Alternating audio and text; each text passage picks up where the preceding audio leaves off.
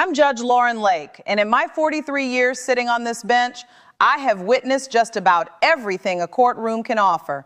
I have watched grown men weep. I have watched others try to bargain their way out with lawyers whispering in their ear. I have watched some rage until the bailiff had to step forward, and a rare few actually look me in the eye and speak the truth. But never, not once in 4 decades did I imagine someone wearing a badge would march into my courtroom and attempt to have me placed in handcuffs. That morning arrived on a bitter Tuesday in February, and what unfolded afterward became one of the most talked about events in the history of Providence's courthouse. Let me take you into that morning the way I lived it. It began like any other day on the bench. I walked into my courtroom at precisely 8:45 a.m., coffee in one hand, the worn leather folder my father gave me the day I was sworn in as a judge tucked under my other arm. The moment I pushed through those doors, I felt it. Something was different. The room was packed well beyond capacity. People lined up along every wall, standing in the aisles, spilling almost into the hallway. In 43 years, you learn to read a room before a single word is spoken, and that room told me something unusual was coming. My clerk, Sandra, caught my eye as I settled into my chair. She leaned in close and told me quietly that we had a special matter that morning, case number 77349. I scanned my docket and found a name, James Richardson, 52 years old, facing charges of contempt of court and obstruction of justice. On paper, contempt cases rarely get complicated. Someone disrespects a judge, ignores a court order, that's usually the shape of it. But when I lifted my eyes from the page and looked out over my courtroom, I had to look twice. James Richardson was no ordinary defendant standing at that table. He was the police commissioner of Providence, the highest-ranking law enforcement official in the entire city. Let me describe him to you, because appearance tells you something about a man before he ever opens his mouth. He stood before me in a tailored navy suit that likely cost close to $3,000. His tie was knotted with surgical precision, a fine geometric pattern catching the light even from where I sat, elevated on the bench. His shoes were Italian leather, polished to a mirror shine. On his wrist sat a Rolex Presidential that flashed with every small, deliberate movement of his hand. This was a man who wore his wealth and his authority like armor, and he wanted to make absolutely certain no one in that room could miss it. Beside him stood his attorney, Marcus Webb, the kind of high-priced defense lawyer who has built an entire career shielding the wealthy and the politically connected. Marcus arrived in a charcoal suit, carrying a briefcase that probably cost more than a working family's monthly rent. Both men wore the same silent expression on their faces, the look of two people who genuinely believe they operate on a different plane of existence than everyone else seated in that room. On the opposite side of the aisle stood Assistant District Attorney Lisa Chen, 34 years old, 6 years with the DA's office, and one of the sharpest, most prepared prosecutors I had worked with in a long time. But that morning she looked unsettled. Her hands moved restlessly across her papers. I noticed the faint sheen of sweat on her forehead, despite the cool air pumping through the vents. That told me, before a single word of testimony, that this case ran far deeper than its docket entry let on. I called the room to order. I greeted everyone the way I always do. And then I asked Lisa to explain to me why the city's top law enforcement officer was standing in my courtroom as a defendant. She took a long breath. Her voice wavered at first, then steadied as she found her footing. She told me that 3 weeks earlier, on January 14th, at roughly 2:30 in the afternoon, Commissioner Richardson had deliberately inserted himself into an active criminal investigation. She said he had used his authority to intimidate witnesses and threaten the very officers running that case, a case involving his own nephew. His own nephew. I straightened in my chair and told her to keep going because I needed to hear every detail. Lisa explained that Richardson's nephew, 23-year-old Brandon Richardson, had been arrested on charges of assault and battery. The victim was a military veteran named Michael Torres, 41 years old, who had served 2 combat tours in Afghanistan.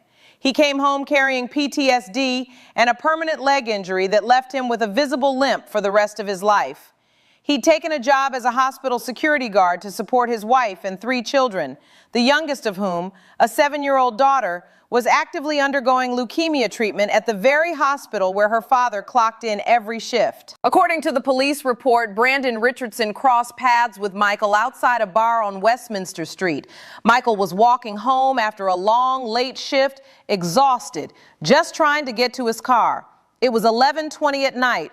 Brandon was heavily intoxicated and had spent the entire evening documenting himself on Instagram. Clips of him and his friends doing shots of premium tequila priced around $300 a bottle. In one video, he fanned out a thick roll of cash for the camera and laughed about how his uncle would always make his problems disappear, no matter what he did. The confrontation started when Michael accidentally brushed against Brandon on the sidewalk. Michael apologized immediately. He was that kind of man, measured, respectful, the sort who extends courtesy without needing a reason to. Brandon wanted none of it. 3 separate eyewitnesses confirmed that he started hurling insults, mocking Michael's limp, calling him degrading names and shoving him hard enough to knock him to the ground. Michael tried to walk away. He wanted no part of a fight. He'd already given enough of himself overseas. But Brandon followed him, kept pushing, kept provoking, until finally Michael stopped, turned around, and calmly told him to back off. That is the exact moment Brandon threw the first punch. Not once, 7 times. Witnesses said he kept swinging until Michael was unconscious on the pavement, his blood pooling on the sidewalk. Michael was rushed to the hospital with a fractured jaw, 3 broken ribs, a concussion, and further permanent damage to the leg he had already carried home from a war zone. Police arrested Brandon that same night. The evidence against him was overwhelming. 3 witnesses on record, security footage from the bar, and Brandon's own social media showing him drunk and menacing hours before the attack. By every normal measure, this should have been a simple, straightforward prosecution. Then the commissioner showed up. He arrived at the police station at 1:15 in the morning, demanding his nephew's immediate release. When the officers on duty refused, he threatened them directly. He told them their careers were finished. He said he would personally make sure they never worked in law enforcement again, anywhere. Officer Patricia Morales, badge number 3472, was the one who stood her ground that night. A single mother raising 2 children on her own, 9 years on the Providence Police Department, a spotless record, and on the verge of a promotion she had earned the hard way. When she refused to release Brandon Richardson, the commissioner pulled her into a private room. He told her that if she didn't drop the charges, he would personally see to it that her career ended. He threatened to plant evidence in her locker. He told her he would tear her reputation apart piece by piece until there was nothing left. Patricia recorded every second of it on her phone. She knew exactly what she was doing and exactly what it would cost her if it went wrong. Without that recording, it would come down to her word against the commissioner's, and she understood perfectly well how that equation tends to play out for people without power. So she let the phone run. 8 uninterrupted minutes of threats, and then she carried that recording directly to the district attorney's office. That is how we all ended up in my courtroom that morning. The police commissioner of Providence standing before me charged with witness intimidation, obstruction of justice, and abuse of authority. And he did not look the least bit concerned. He looked irritated, the way you look when you feel an appointment is beneath you. His attorney rose and addressed the court, calling the whole matter a misunderstanding. He claimed Commissioner Richardson had simply been trying to make sure his nephew was treated fairly by the system. He argued that Officer Morales had misread the commissioner's tone and intentions. And then he said something that genuinely made my blood pressure climb right there on the bench. He accused the district attorney's office of running a coordinated political attack against his client. I let him finish every single word. I always do. Then I asked for the recording to be played for the entire courtroom. Lisa Chen connected her device to our audio system. Commissioner Richardson's voice filled that room, clear and unmistakable, with no static and no ambiguity to hide behind. He had threatened Officer Morales in precise, explicit language, describing in detail exactly how he intended to dismantle her life if she refused to comply. When the recording ended, not one person in that courtroom made a sound. You could have heard a pin drop on that marble floor. I looked at Commissioner Richardson and asked if he wished to respond. He smiled. He actually smiled at me. Then he said he stood fully behind every single word captured on that recording. He said Officer Morales was a subordinate employee who should have followed his instructions without question. He said that as commissioner, he had the authority to decide which arrests moved forward in this city and which quietly did not. Now let me ask you something directly, because I want to know. If you believe no one gets a free pass from accountability simply because they hold a title or wear a nice suit, drop that in the comments right now and tell me what you would have done sitting in my seat. And if you still haven't subscribed to this channel, this is the moment to do it, because this channel is built on one simple idea, that justice is real, and we are only just getting started. I settled back in my chair and let his admission hang there in the air for a long moment. I wanted every single person in that room to feel the full weight of what he had just confessed to, on the record in front of a packed courtroom. He had acknowledged threatening a sworn officer of the law. He had acknowledged trying to obstruct a criminal prosecution involving a brutal assault. And he had delivered that admission with a grin on his face, like it cost him nothing. But I was nowhere near finished with him. I asked Lisa Chen if she had additional evidence. She did. She lifted a thick stack of documents from the prosecution table and told the court that after Officer Morales came forward, 3 additional officers had independently reached out to the district attorney's office on their own, without coordination. Each one described the same pattern.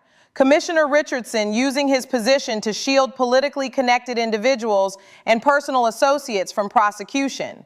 One officer testified under oath that he'd been ordered to alter the contents of an official police report. A second officer said she'd been instructed to destroy physical evidence in a case involving a city councilman's son.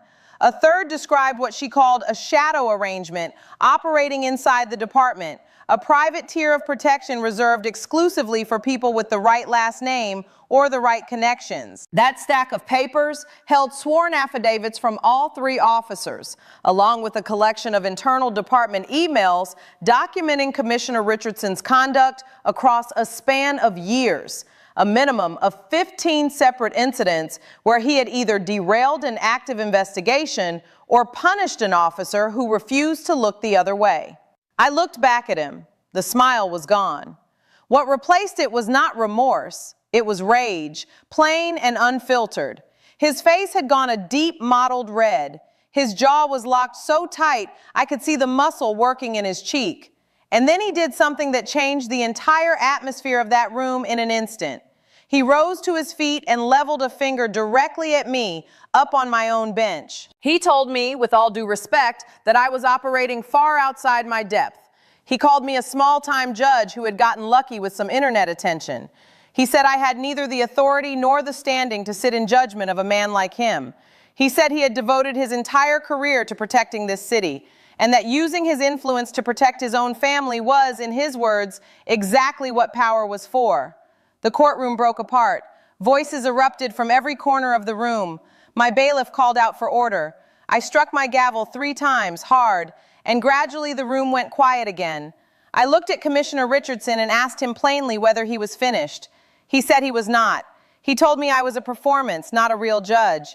He said I carried no actual weight behind my robe, that I was nothing more than a television personality dressed up in a costume. And then he said the one thing I will carry with me for the rest of my time on this bench. He said he knew exactly what separated a man like him from a woman like me. He came from real money, real influence, generations of it. He said I was the daughter of an immigrant who spent his entire life on a factory floor. He called me working class like it was an insult. He told me that no matter what robe I wore, underneath it I was still just a kid from a blue-collar neighborhood, pretending to belong in rooms that were built for people like him. That was it. That was the exact moment everything crystallized for me. I have absorbed insults in that courtroom before, plenty of them, over 4 decades. But this one was not aimed only at me. It was aimed at my father. My father, who arrived in this country with almost nothing in his pockets and worked 16-hour shifts on a factory floor so that his family could build a life worth living. My father, who taught me, without ever using fancy words for it, that every human being carries inherent dignity, regardless of what they earn or where they were born. I rose from my chair. I looked Commissioner Richardson directly in the eye without flinching, and I told him to sit down and remain silent. His attorney grabbed his arm and pulled him back into his seat. Then I turned to Lisa Chen and asked her, quietly this time, what else she had for me. She picked up her phone and mirrored it to the courtroom monitor above the jury box. The screen filled with a screenshot pulled from the commissioner's personal Instagram account posted just 2 weeks earlier. He was seated in what looked like a private members club, a glass of whiskey in hand, flanked by 2 city councilmen and a state senator, all of them laughing at something out of frame. The caption underneath it read, "Another productive week looking after our interests. Most people don't understand how things really work." I want you to sit with that for a second, because I want you to see exactly where this is headed. But before I tell you what came next, do something for me first. If you believe justice belongs to everyone and not only to the people who can afford to buy it, hit that like button right now, wherever you're watching this from. Lisa moved to the next screenshot. This one was a private message thread between Commissioner Richardson and his nephew, sent the very morning after Brandon's arrest. Brandon had written that he'd made a serious mistake, that he had genuinely hurt someone badly. The commissioner's reply was brief and ice cold. "Don't give it another thought," he wrote. "He'd take care of everything." And then, referring to Michael Torres, a man who had served his country and was now fighting to keep his sick daughter alive, the commissioner called him a crippled nobody who doesn't matter. The courtroom went completely still. You could feel the temperature of the room drop. Lisa wasn't finished, though. She showed another exchange. Brandon had written that the officers were still pressing the investigation, that the female officer wouldn't let it go. The commissioner replied that he would deal with her personally, that he would destroy everything she had built if he had to, and that she, too, was just another nobody. Then Lisa presented something that genuinely lit a fire in me, right there on the bench. It was a TikTok video posted publicly by Brandon Richardson just 3 days before this hearing. He was at a party, surrounded by expensive bottles and loud music, laughing and dancing without a care in the world. The text overlaid on the video read, "When you put someone in the hospital and your uncle erases the whole thing. Money and power, baby. Rules are for people without either." That video had racked up more than 43,000 views, and sitting right there in the comments section, posted from Commissioner Richardson's own verified account, was this: "That's my nephew. Family always comes first. We don't operate under the same rules as everyone else." I looked at him. All the color had drained from his face. He stood anyway and announced that his accounts had been hacked, that someone was orchestrating an elaborate setup against him. I told him to sit down. Then I turned back to Lisa and asked whether the district attorney's office had confirmed the authenticity of this evidence. She confirmed they had. Digital forensic specialists had traced every message and every post directly back to devices registered in Commissioner Richardson's own name. Then Lisa laid out the final piece of what she had. In the course of their investigation, prosecutors had uncovered something that stretched far beyond this single case sitting in front of me. Commissioner Richardson had been operating what amounted to a protection scheme for years, accepting payments from wealthy, influential individuals in exchange for keeping them out of the criminal justice system entirely. Bank records showed deposits exceeding $2 million across 5 years, routed into offshore accounts under his personal control. The FBI had already opened a federal investigation covering corruption, money laundering, and racketeering. Federal agents had been preparing to move on him within the coming week. His appearance in my courtroom that morning was a preemptive move, an attempt to get ahead of the local process before federal authorities could close in. But by then, the window had already shut. As Lisa laid out these final details, the rear doors of my courtroom swung open. 3 people walked in, 2 federal agents and a woman in a sharply fitted business suit who introduced herself as Assistant United States Attorney Jennifer Morrison. She informed the court that Commissioner Richardson was the subject of an active federal investigation covering multiple serious crimes.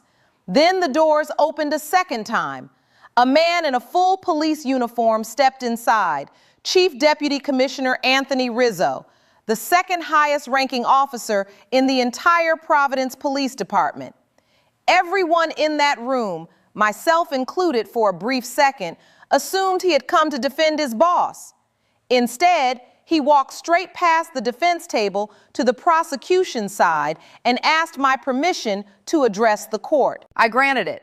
Chief Rizzo told me he had spent 29 years with the Providence Police Department and he could no longer stay silent while this went on. He said Commissioner Richardson had hollowed out the department's integrity from the inside, that good officers lived in genuine fear, afraid to do their jobs properly because they knew the commissioner would come after them personally if they ever arrested someone he wanted protected. He said the commissioner had tried to pull him into the scheme as well, offering him money and career advancement in exchange for his silence and cooperation. Chief Rizzo refused. And after that refusal, the commissioner began quietly working to push him out of the department entirely. But Chief Rizzo had been documenting everything the whole time. Internal emails, recorded phone calls, a detailed personal journal logging every incident as it happened. He handed a thick folder over to Lisa Chin. Then he turned to face Commissioner Richardson directly, and he said, "Jim, I genuinely respected you once. But you have never cared about anyone but yourself. You have betrayed every single officer who laces up their boots and pins on that badge every morning. You are a disgrace to this department." That was when Commissioner Richardson finally came apart completely. He shot to his feet, shouting that he was being conspired against, that this entire proceeding was a coordinated attack. And then he made the mistake that sealed his fate for good. He turned to me and announced that he was having me arrested, that I was biased, that I was acting in bad faith. He pulled out his phone right there in open court, called the police department, and ordered officers to come to the courthouse and take me into custody. I did not move from my bench. I let him make the call. I let every word of it play out in front of the entire courtroom. When he ended the call, I asked him, calmly, whether he was satisfied. He told me that within minutes, officers would arrive and remove me from my own courtroom. We waited 1 minute, 2 minutes, 5 minutes. The doors did not open. He called again, agitated now, his voice rising. Whatever the person on the other end of that call told him drained every remaining trace of color from his face. The entire department had declined to carry out his order. They no longer recognized his authority. Chief Rizzo, it turned out, had already reached the mayor's office and the city council, who had convened an emergency session and voted immediately to suspend Commissioner Richardson from his position, effective at once. His badge was gone. His authority was gone. Every shield he had used to protect himself for years was stripped away in a single unanimous vote. At that exact moment, 2 Providence police officers walked through the doors of my courtroom. They had not come for me. They had come for him. One of those 2 officers was Patricia Morales. She stepped forward, looked him directly in the eye and said, "James Richardson, you are under arrest for witness intimidation, obstruction of justice, corruption, and abuse of authority." I will carry the expression on his face in that moment for the rest of my life. Every trace of arrogance had evaporated completely. What remained was something far simpler and far more human: fear. He looked around that courtroom, searching desperately for anyone who might step in on his behalf. Not one single person moved. We are close to the end of this story now, and if you have made it this far with me, you are exactly the kind of person this channel exists for. Before I tell you the sentence I handed down that morning, hit subscribe if you want more stories like this one. More moments where the system actually delivers what it was designed to deliver instead of quietly failing the people it's supposed to protect. Officer Morales placed the handcuffs on Commissioner Richardson's wrist. As she did, I spoke directly to him one final time from the bench. I told him that in 4 decades on this bench, I had never once encountered anyone who carried himself with the kind of brazen, open contempt for accountability that he had shown me that morning. I told him he had violated the public's trust in the most fundamental way a person in his position possibly could. He had corroded an entire police department from the inside out. He had terrorized good officers who were only trying to do their jobs. He had shielded a violent criminal simply because that criminal shared his last name. And he had done all of it without a single visible flicker of genuine regret. I found him guilty of criminal contempt of court. I found him guilty of witness intimidation. I found him guilty of obstruction of justice. I sentenced him to 1 full year in jail, no bail, effective immediately, right there in that courtroom. But that was not the complete picture, and it was never going to be. I ordered him to pay full restitution to Officer Patricia Morales. I ordered him to cover every single medical expense that Michael Torres incurred as a direct result of the assault. And I ordered him to deliver a formal public apology to every officer serving in the Providence Police Department, in person, not through a press release written by a lawyer. Then I added something I had never once included in a sentence before in 43 years on the bench. Upon his release, he would be required to complete 1,000 hours of community service at the very VA hospital where Michael Torres worked every day. He would work side by side with veterans every single shift with no exceptions and no shortcuts. He would be forced to face repeatedly and in person the exact kind of people his nephew had brutalized on that sidewalk, and the exact kind of people he himself had dismissed as disposable in his own private messages. I asked Officer Morales to step up to the bench. I thanked her in front of that entire packed room for the courage it had taken to walk that recording into the district attorney's office, knowing exactly what it might cost her. I told her she embodied everything law enforcement is genuinely supposed to stand for. She had tears in her eyes and told me quietly that she was just doing her job. But it was more than that, and we both knew it. She had put her entire career on the line because it was the right thing to do, and she had done it without a moment's hesitation. I also called Michael Torres forward. He had been sitting quietly in the back of that room through the entire proceeding, saying nothing, taking it all in. He walked toward the bench slowly, his limp marking every single step across that courtroom floor. I told him I was deeply, personally sorry for what had been done to him. I told him the city would be taking full responsibility for all of his medical costs, and that I would personally make sure his daughter had access to the very best possible care for her treatment, whatever that took. Michael broke down right there in front of me. He told me he honestly had not expected justice to reach him at all. Once he'd learned who had attacked him, he assumed the whole thing would quietly disappear the way these things sometimes do, and that he'd be left alone to deal with the consequences. He had not been forgotten. The case made national news by that same evening. Every major outlet picked it up within hours. Footage of Commissioner Richardson's arrest inside my own courtroom spread across the internet and reached millions of viewers by the next morning. 2 weeks after sentencing, the FBI formally arrested him on federal charges: racketeering, money laundering, and corruption, facing up to 20 years in a federal facility. His nephew Brandon, stripped of the protection that had insulated him from real consequences his entire life, entered a guilty plea and received a 3-year sentence of his own. Officer Patricia Morales was promoted to sergeant and later advanced again to lieutenant. Chief Anthony Rizzo was appointed the new police commissioner of Providence, and he has spent every day since working to rebuild trust between that department and the people it's supposed to serve. Michael Torres made a full recovery from his injuries. His daughter's leukemia went into remission not long after. He still reports for his shift at that hospital every single day, walking those same halls where his daughter is treated. If this story reminded you that accountability still means something in this country, even for the people who think they're above it, make sure you're subscribed before you go. This A channel shocking is where courtroom these moment stories begins live, when a police and I commissioner promise you suddenly there are tries to plenty arrest more like Judge Lauren it Lake still to during a come. hearing. He claims he has the authority to take her into custody, leaving everyone in the courtroom stunned, but instead of panicking, Judge Lake remains completely calm. She looks at the commissioner and asks one simple question: "What legal authority gives you the right to arrest me?" The commissioner struggles to answer.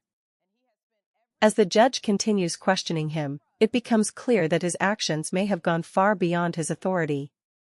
The courtroom quickly turns against him as his claims begin to fall apart. What was supposed to be a show of power becomes a major embarrassment. His actions are questioned, his authority is challenged, and his long career is suddenly put at risk.